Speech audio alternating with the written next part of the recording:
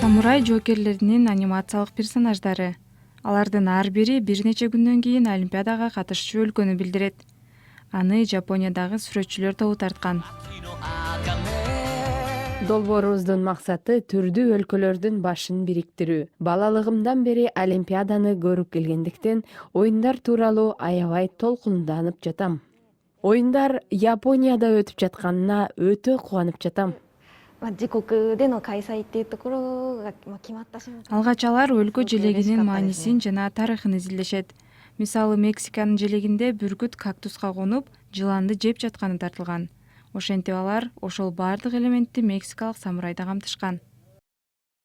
Айрым учурда алар Твиттерде сурамжылоо жүргүзүп, адамдарды кайсы өлкөнүн желегиндеги сүрөттөр мыкты деп добуш беришин сурашат.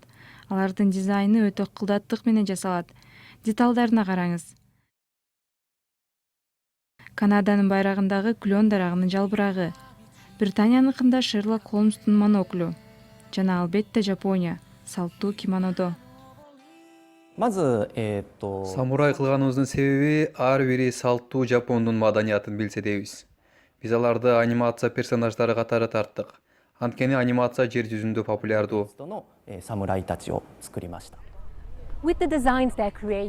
Сүрөтчүлөр өз дизайны менен Жапон эли жана дүйнө Олимпиада тууралуу таасирленет деп үмүт кылышат. Анткени албетте ковидтин айынан Жапония көрүүчүлөргө тыюу салгандыктан эч ким стадионго кире албайт. Жапон бийликтери Токиодо өзгөчө абал жарыялашкан. Ошондуктан көптөгөн жергиликтүүлөр ковид күчөп жатканда оюндарды өткөрүү туура эмес болот дешүүдө. Бирок ага карабастан бул дизайнерлер өз эмгеги үчүн сыймыктанышат. Сүрөтчүлөр аны акча үчүн жасабайт. Алардын көбү веб-сайт дизайнерлери жана студенттер. Олимпиада Жапонияда өтөрүнө аябай сыймыктанам жана бул долбоор менен бири-бирибизди жакшыраак түшүнсөк дейм. Оюндардын максаты да ошол эмеспи? Бул дизайнерлер оюндар туш болгон бардык чектөөлөрдү жана тоскоолдуктарды алып салууну көздөбөйт. Бирок алар дүйнөнүн булуң бурчунан спортчулар бир жерге чогулушкан чакта Олимпиаданын духун билдирип турмакчы.